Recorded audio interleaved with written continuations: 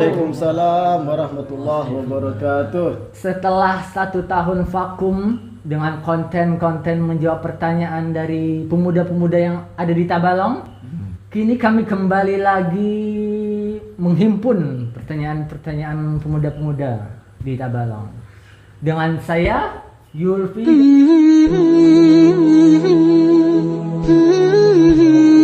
dan teman saya, Ahmad. Mengapa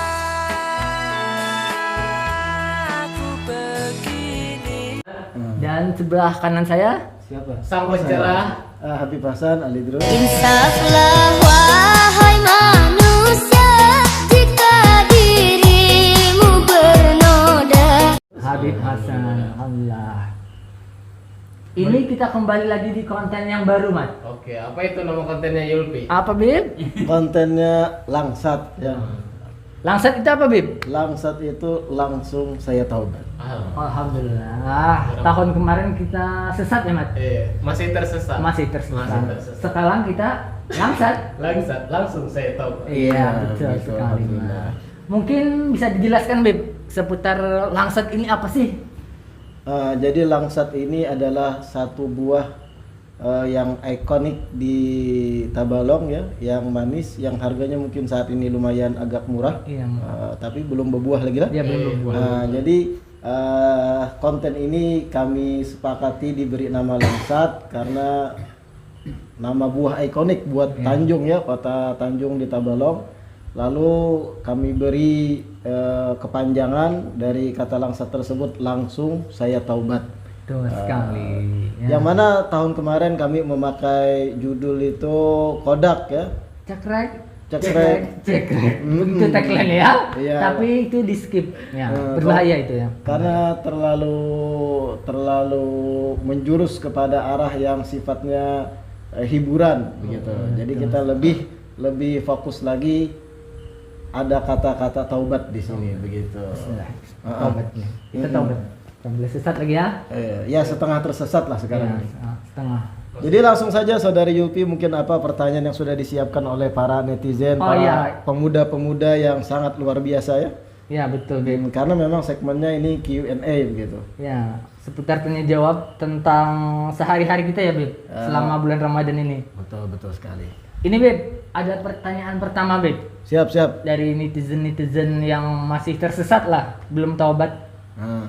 Ya mudah-mudahan diberi hidayah ya. Ya, Amin, betul, amin. amin. Terutama yang pegang handphone ini ya. Iya, betul sekali. Lepas handphone dulu ya. Ya, gini, Bib. Ini kan lagi musim vaksin, Bib. Ya, ini ada teman saya, Bib, yang bertanya, apa hukumnya vaksin waktu puasa, Bib? Artinya ini pertanyaannya menjurus apakah puasanya statusnya batal Ya, atau tidak betul, Bib. begitu ya. Ya, betul, Bib. Ya, nampak ya dari bentuk pertanyaan tadi bahwasanya orang ini termasuk yang memperhatikan tentang kualitas puasanya. Tapi ya mudah-mudahan puasa itu pun bernilai ibadah luar biasa di sisi Allah. Amin. Jadi intinya vaksin itu adalah satu kegiatan manakala disuntikannya jarum ke tubuh manusia dengan tujuan, dengan alasan agar bisa meningkatkan imun dan menjadi pencegah penyakit yang menular, penyakit yang saat ini kita kenal dengan corona ya. Di dalam fikih, orang yang menyuntikkan atau menusuk jarum ke tubuhnya itu, apabila yang disuntikkan tersebut disuntikkan kepada urat begitu ya, pembuluh darah, sebagaimana infus dan yang lain, maka ulama fikih mengatakan hukum puasanya batal apabila disuntikannya di siang Ramadan. Adapun suntik jarum kepada otot atau adol disebut dalam bahasa Arab, semisal kayak vaksin kan disuntiknya di sini kan, atau malah disuntiknya di dahi gitu, bagaimana? Atau di muntung, di mulut. Tapi vaksinnya setrum. Batal dong. Jadi pada intinya vaksin itu kan di bagian otot ya. Bagian otot. Di dalam fikih apabila yang disuntikkan adalah bagian adolat, bagian otot, maka itu tidak membatalkan puasa. Karena ini bentuknya obat dan bukan sesuatu yang untuk mengenyangkan, bukan. Beda hal apabila tadi disuntikkan ke bagian urat nadi atau bagian pembuluh darah, maka itu disebut oleh ulama batal puasanya apabila dikerjakan di siang Ramadan. Adapun vaksin tadi yang disuntikkan di bagian otot itu tidak membatalkan puasa. Ya. Oke, next pertanyaan berikutnya. Pertanyaan kedua, Mat. Pertanyaan Dari berikutnya netizen. ada titipan kawan juga. Apakah hukumnya bersahur dan apakah orang kada bersahur sah puasanya? Jadi pertanyaannya apakah hukumnya bersahur dan apakah orang yang tidak bersahur sah puasanya? Menjawab pertanyaan yang kedua ini, sahur sendiri di dalam hukum Islam hukumnya adalah sunnah. Artinya sahur bukan sesuatu yang wajib, namun sunnah dan sangat ditekankan. Itu artinya apabila seseorang telah berniat di malam hari Ramadan dan kemudian tiba-tiba bangun manakala sudah masuk azan subuh, maka puasanya itu sah walaupun ia tidak memakan atau menyantap makanan atau meminum minuman sebelumnya atau sebelum azan subuh berkumandang, maka hukum puasanya tetap sah. Akan tetapi hanya saja mungkin fisiknya nanti di siang hari lebih-lebih detik-detik menuju azan maghrib itu sangat terasa perih perutnya ya. Apalagi kalau sudah dihidangkan di atas meja semacam nasi padang begitu ya. Setengah jam sebelum azan maghrib sudah disediakan aneka macam santapan, bingka berendam, Orangnya yang berendam. bingka hangit dan sebagainya ya. Itu yang orang-orang yang tidak melakukan sahur ketika sebelum azan subuh otomatis menggurarak begitu perutnya ya, luar biasa. Itu saja. Tapi kalaupun orang itu tidak bersahur tetap sah puasanya selama ia berniat di malam Ramadan tersebut, di malam sebelum waktu subuh itu masuk. Terlalu tegang sekali Anda ini berdua ya. Coba suasananya jangan terlalu tegang. Ini santai. dalam tahap taubat lagi, Bim. Ya, dalam tahap taubat. Ya. Allah. Oke. Pertanyaan ketiga. Ketiga, Mat. Langsung, Mat. Ya, Oke, langsung, Mat. ada Pertanyaan ketiga. di list lah. Jangan tegang, Mat. Ya. Apakah cukup dikatakan bersahur mun meisap 2 bilah rokok atau mempep? Oh, iya. Jadi pertanyaan ketiga ya, apakah sudah dikatakan bersahur seseorang yang sahurnya cuma mengisap bilah rokok, rokok. Iya, 2 batang bilah- rokok. iya, 2 bilah rokok atau Bilah mempep. itu sapu lidi ya? Iya. Iya. Itu Bilah itu ini, Beb. itu lidah ya. Di bujang. Jadi ini pertanyaan yang luar biasa ya, apakah sudah dikatakan bersahur seseorang yang ketika sahurnya cuma mengisap 2 batang rokok atau ngepef? Kayak mempep. Jadi sahur itu di dalam Islam tujuan atau hikmahnya adalah lit taqawi, disebut oleh ulama, agar jasad seseorang ketika siang Ramadan itu kuat fisiknya karena sudah termodalkan dengan makanan dan minuman yang ia santap sebelum adzan subuh. Jadi kalau 2 batang rokok ditanyakan apakah cukup dikatakan agar itu dapat pahala sahur, maka jawabannya tidak. Karena 2 batang rokok tersebut sekedar asap yang diisap dan itu tidak menjadi energi yang bisa dimanfaatkan agar seseorang kuat dalam puasa di siang harinya ya. Tapi beda kasusnya kalau rokoknya itu langsung dimakan ya. Nah, itu mungkin masuk ke lambung dan bisa jadi energi. Hanya saja ya mungkin kita langsung telepon orang-orang rumah sakit jiwa begitu ya, yang makan batang rokok gitu. Atau nge-vape tadi ya, sama nge-vape ini kan sekedar mengisap uap begitu ya yang ada rasanya. Itu pun tidak mencukupi untuk disebut bertaqawi, dapat kekuatan di siang Ramadan, energi dari makanan gitu, karena sekedar uap saja begitu. Mengisap uap. Ya. Disebut menguap. itu menguap ya. Disebut oleh ulama sahur itu minimalnya walau jur'ah ma, walau seteguk air. Nah, kalau seteguk air itu kan ada masuk ke dalam lambung dan bisa berubah menjadi energi untuk di siang hari. Adapun asap tadi, pafe ataupun rokok itu tidak bisa menjadi energi buat seseorang di siang harinya sehat atau kuat untuk sampai masuk waktu maghrib badannya. Apakah Anda ngerokok ketika sahur?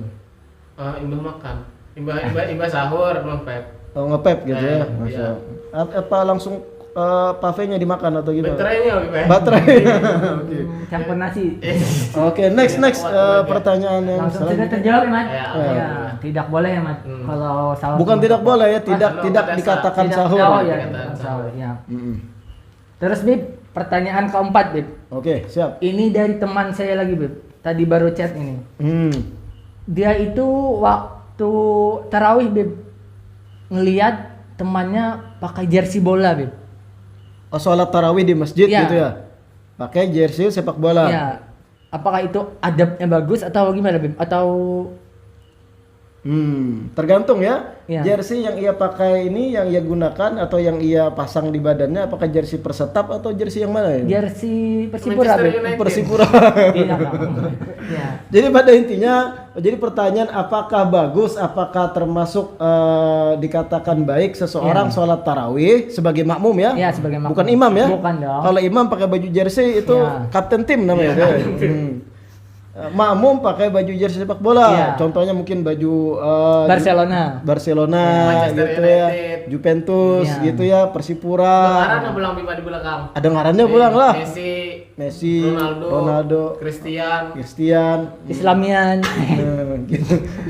Jadi kalau secara adab itu bisa dikatakan ida lil akhirin, mengganggu makmum yang lain. Apalagi kalau ternyata yang pakai baju jersey ini dia berada di saf yang terdepan atau saf-saf yang di belakangnya masih ada saf lagi. Apalagi- Karena orang yang sholat di belakangnya otomatis nanti kekhusyuannya akan terganggu dengan menatap baju jersey sepak bolanya. Lebih-lebih kalau ternyata baju jersey-nya tadi itu penuh dengan iklan di belakangnya. Misalnya Koko Bima. boleh nyebut merek ya? Boleh Bib. Nanti biar sponsor masuk Bib. Oke. Ya. Kuku Bima, Ya. Indomie, minyak kayu putih, caplang gitu ya. Iya betul. Nah, itu akan mengganggu kekhusyuan sholat makmum yang Ya, berada di belakang. Usahakan kalau mau ke masjid pakai baju-baju yang sopan dan polos. Jangan pakai baju-baju jersey atau baju-baju yang nyeleneh. Iya. Atau laki-laki semisal Yulpi sholat tarawih di masjid malah pakai mukena begitu ya. Nah, itu perlu Sabli belakang ya Bib.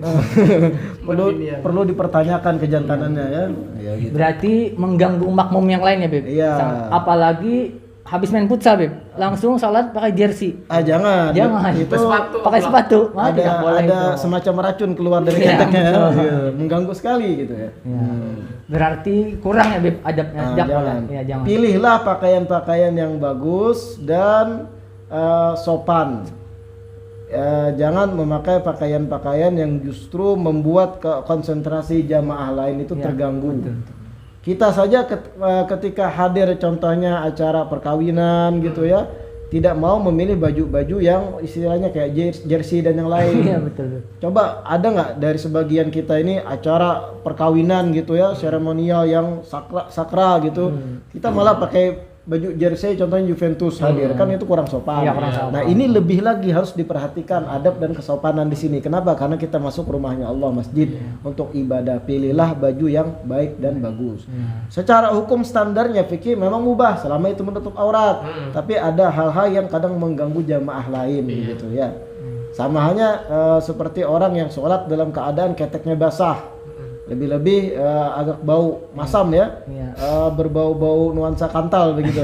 Nah itu juga mengganggu. Mandilah sebelum sholat. Biasakan itu Yupi mandi ya Iya, sebelum pakai sholat. wangi-wangiannya Bib. Ya, wangi-wangian.